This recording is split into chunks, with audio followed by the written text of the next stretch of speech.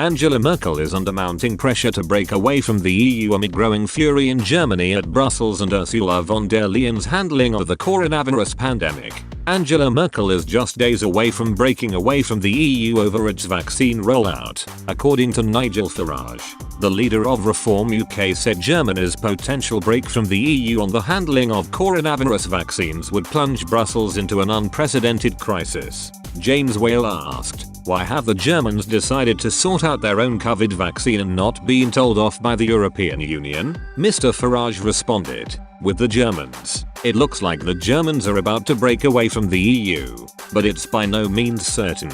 Ultimately, Ms. Merkel's party want to stay in power, and if they are seen not to have acted in the national interest, because they are defending this weird structure in Brussels, then they will be in trouble. So it looks as if they may be breaking away, but it's not certain." That would more or less be it for the EU, because the Germany have been at the heart of this bloc since the 1950s. This comes amid growing public outrage across Germany directed at Brussels. Earlier in the week, German Vice Chancellor Olaf Scholz unleashed an expletive-laden attack on Ms. von der Leyen during a stormy cabinet meeting.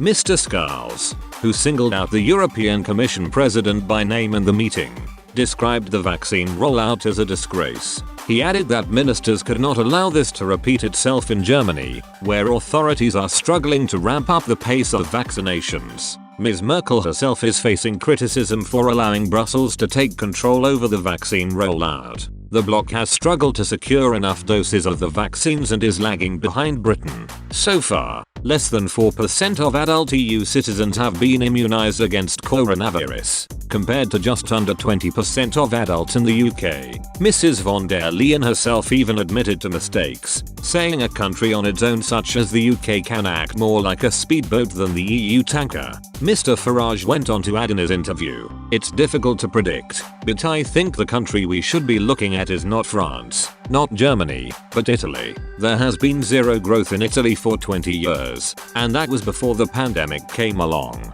because they are stuck in a German-dominated currency that does not suit their economy."